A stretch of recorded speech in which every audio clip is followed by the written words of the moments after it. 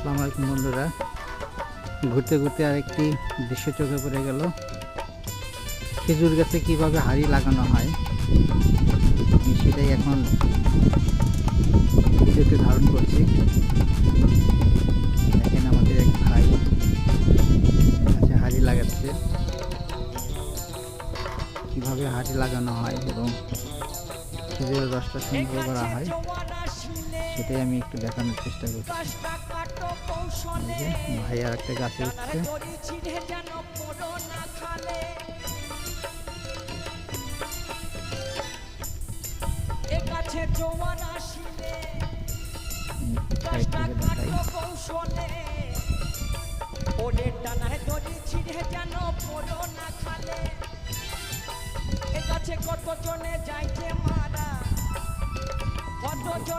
কাটা হচ্ছে এখন।